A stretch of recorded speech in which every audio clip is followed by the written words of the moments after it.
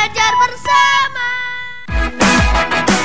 Satu lagi, produk warna-warni buatan Indonesia yang sudah terkenal ke mancanegara. Tas rajut tangan warna-warni Vinasti. Pabriknya berlokasi di Jalan Peta Bandung, Jawa Barat. Pabrik ini sudah beroperasi sejak tahun 2011 dan setiap harinya mampu menghasilkan ratusan tas rajut loh. Tas rajut warna-warni ini berbeda dengan tas rajut biasa.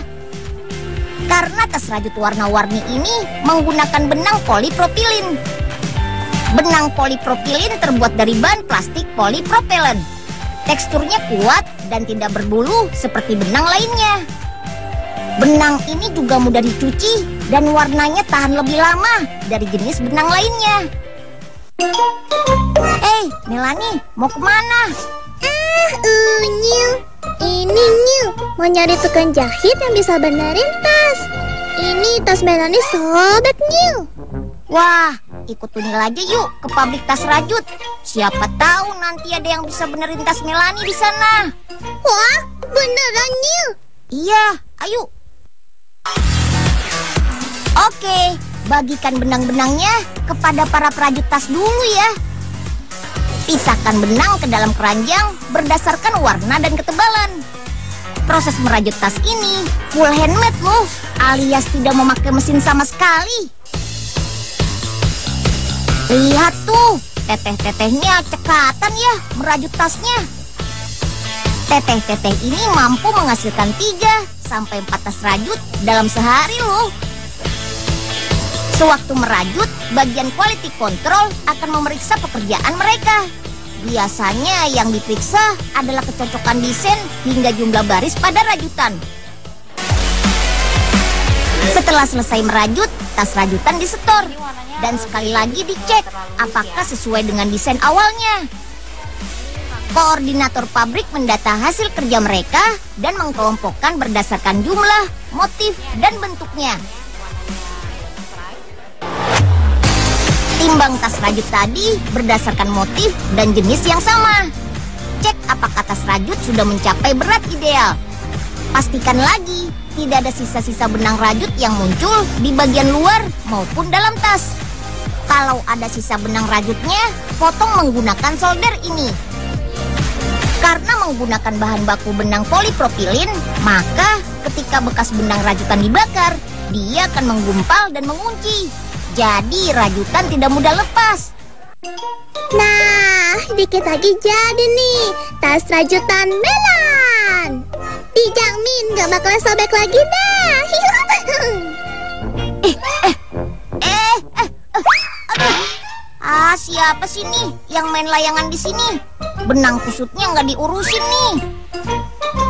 Nyil, ngapain di bawah situ? Waduh. Wah, ini pasti kerjaannya Melanie ya. Kepala Unyil sakit nih, habis jatuh keserimpet benang. Iya, Nyil, maaf. Nggak sengaja.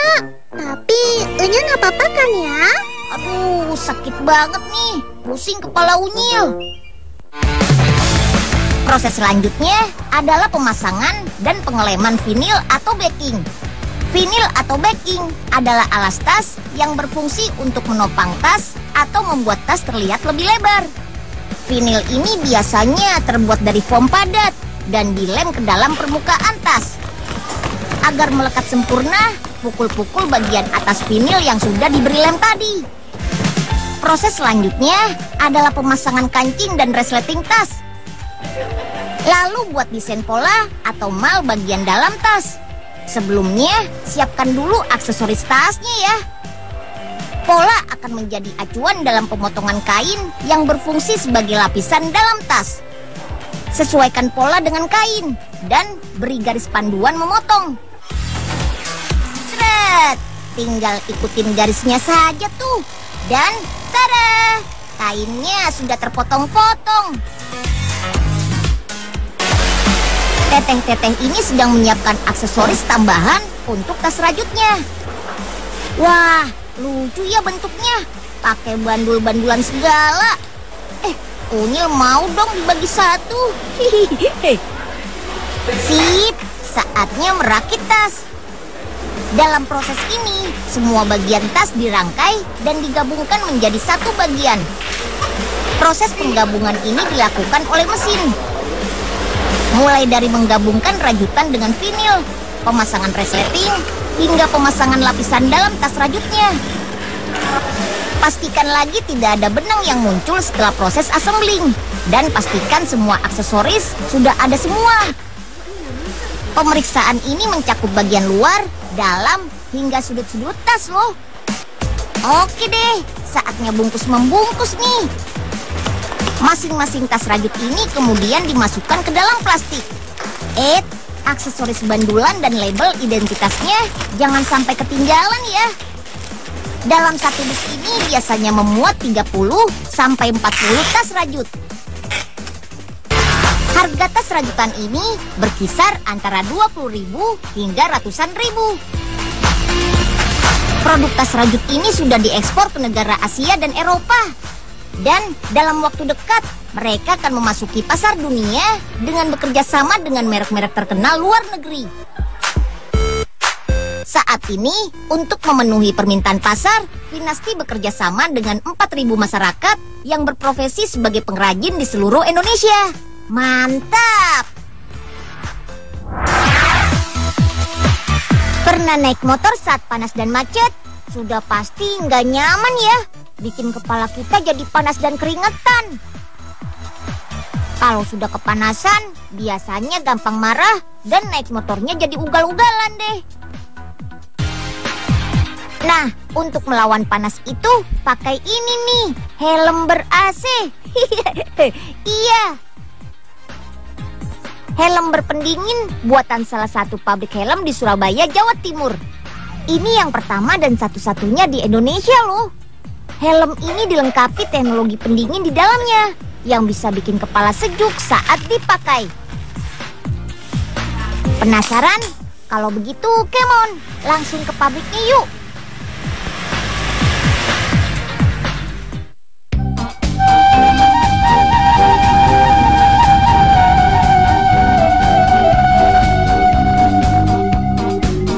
Aduh, pagi-pagi udah males-malesan aja Pak Oga nih. Den Unyil, bukan males Den. Ini namanya mensyukuri indahnya pagi. Ngomong-ngomong, mau kemana Den? Oh ini Pak, Unyil mau ke pabrik helm berpendingin. Mau ikut nggak Pak? Hah? Helm berpendingin? Helmnya dimasukin kulkas Den? Pak Oga, bukan Pak. Ya udah, kalau mau tahu, ayo ikut. Pertama, buat dulu tempurung helmnya. Cetak tempurung helm memakai mesin injection ini. Dengan suhu mencapai 300 derajat Celcius, bahan baku biji plastik akan meleleh dan tercetak otomatis. Gak butuh waktu lama, tempurung bisa langsung diambil tuh. Tempurung helm ini berbahan biji plastik asli dengan kualitas terbaik. Jadi sangat ringan dan tahan benturan. Yang paling penting, sudah memenuhi standar nasional Indonesia. Lanjut. Kemudian semprot tempurung helm dengan cat warna-warna pilihan. Biru misalnya. Di conveyor atau ban berjalan, tempurung akan otomatis tersemprot semua bagiannya. Nah, agar lingkungan sekitar tidak tercemar cat, perlu juga air seperti ini untuk menangkap partikel cat yang kabur. Ayo antri. Setelah mengecat tempurung, satu persatu akan masuk ke dalam mesin oven. Panaskan tempurung selama 45 menit dalam suhu 40 sampai 50 derajat Celcius. Tujuannya agar cat meresap dan kering. Cat ini anti ngelotok alias nggak mudah terkelupas. Juga tidak mudah pudar walaupun terkena panas terus-menerus. Sip, lanjut yuk ke pemasangan stiker. Gak sulit memasang stiker yang dibuat sendiri ini. Tinggal rendam dalam air dan basahkan permukaan helm. Lalu tempel deh pelan-pelan. Waduh, banyak bener nih helm. Enak juga nih dapat satu gratisan. Wah, sih. Siapa itu ya? Berani-beranian masuk pabrik sembarangan. Jangan-jangan Woi, maling ya? Waduh, bukan Pak. Saya bukan maling. Wah. Jangan lari. Awas ya kalau ketangkep. Saya laporin polisi biar di penjara ya. Saya bukan maling, Pak. Aduh. Sakit. Kena ya. Enak aja mau kabur. Hah? Siapa kamu? Bang Jack, aduh, Unyil lupa bilangin nih. Ini tuh Pak Oga, tetangga Unyil di desa, Bang. Lepasin ya, Bang. Ya, Unyil sih. Kenapa kagak bilang? Aduh, maaf ya Pak, maaf. Begini deh, gimana kalau sekarang ikut saya jalan-jalan keliling naik motor sambil nyoba helmnya? Ayo. Untung aja Den Unyil cepat datang. Berikutnya, buat kelengkapan helm lainnya, seperti chin strap atau pelindung dagu. Jahit bagian-bagian tertentu agar kuat dan gak mudah lepas. Bagian lainnya yaitu padding, yang letaknya di dalam tempurung.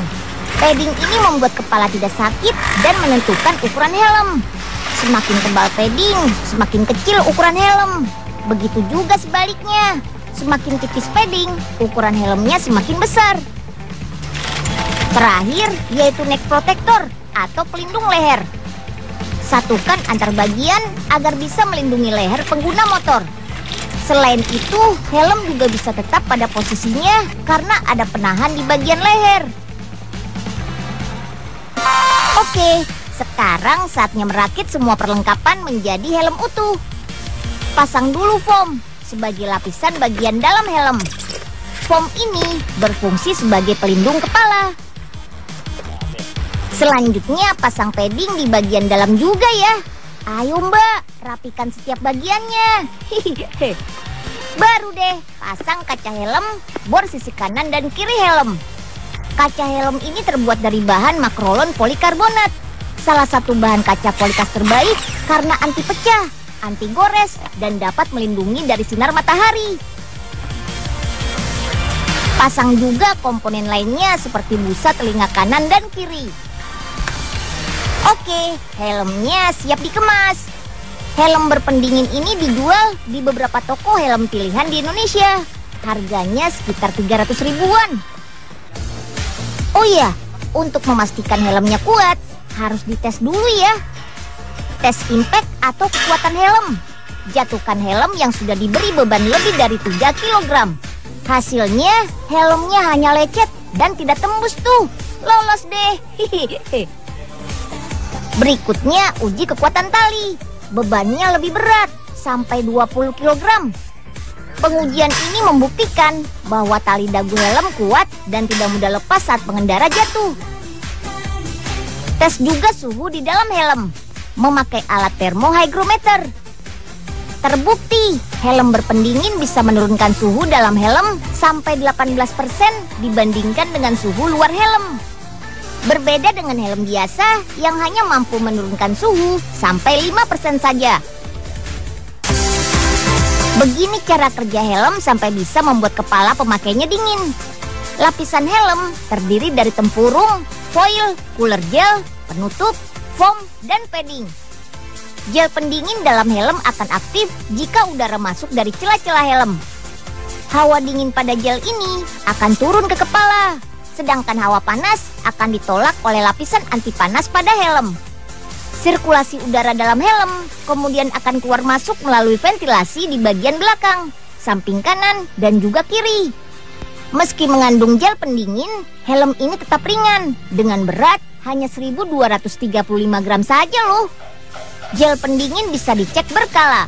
Jika dirasa kurang sejuk, cukup tambahkan beberapa tetes air saja melalui lubang ini. Helm kembali sejuk deh. Ayo, siapa yang mau coba helm berpendingin?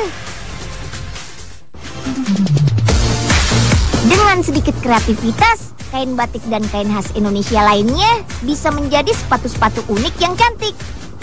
Bahkan ada edisi couple untuk ibu dan anak. Kain batik pun jadi punya daya nilai lebih. Tuh, cantik-cantik kan? Jika sudah menjadi sepatu, harga sepasangnya 150.000 lebih. Masih terjangkau. Dan pastinya bikin bangga dong dengan sepatu-sepatu cantik buatan negeri sendiri. Mantap! Bersama! Wih, cantik-cantik kan sepatunya?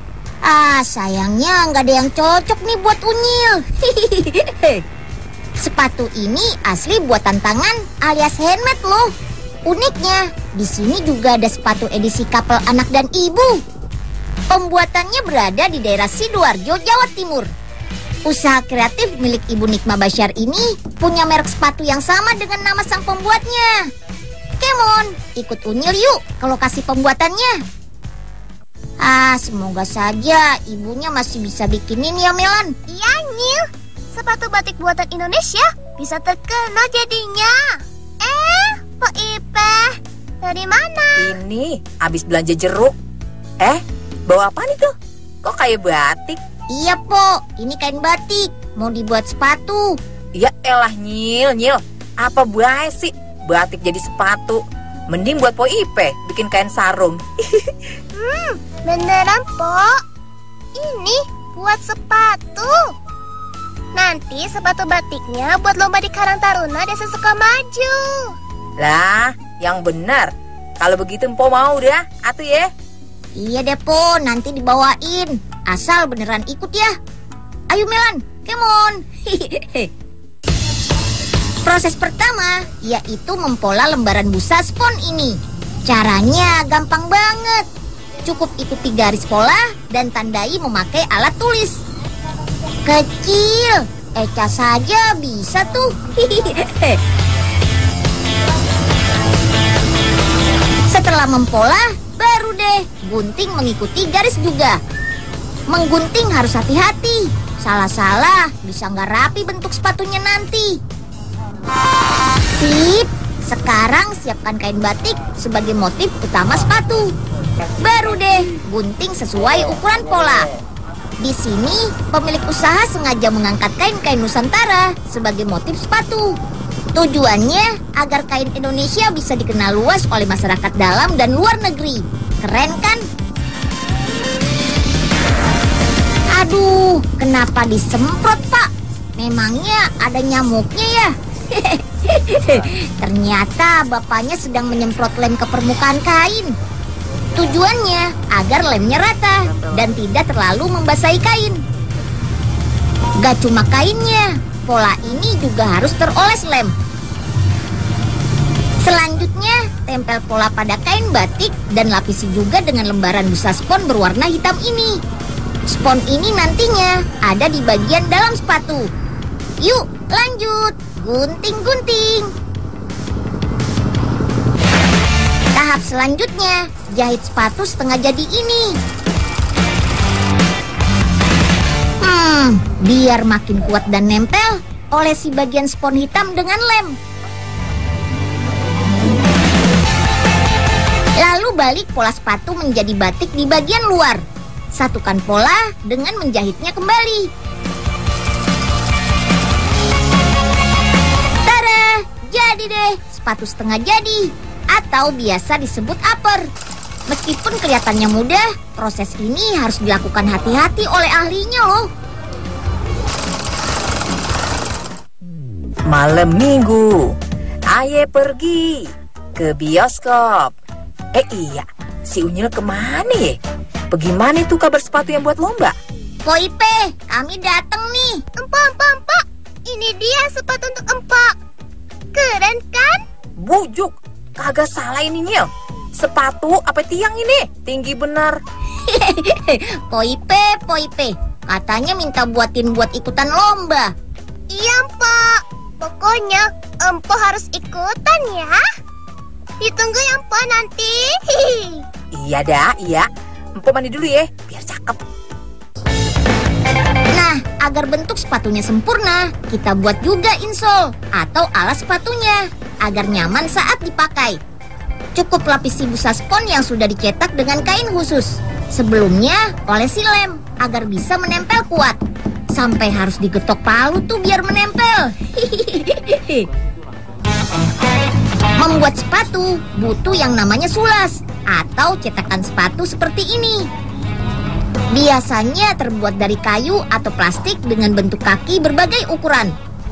Di cetakan ini, insole atau bagian dalam sepatu, outsole bagian luar, dan upper atau sepatu setengah jadi disatukan.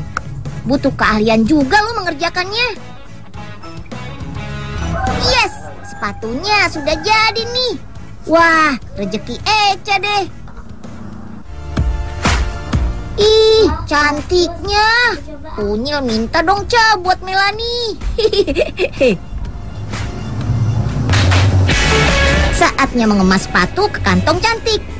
Sepatu berbagai ukuran ini gak cuma bermotif batik, ada juga yang songket, tenun, bahkan motif menarik khas anak-anak. Meski baru setahun berjalan, puluhan model sepatu ini sudah sampai kemana-mana loh. Selain di Indonesia, sepatu ini bahkan sudah sampai ke Malaysia dan Brunei Darussalam.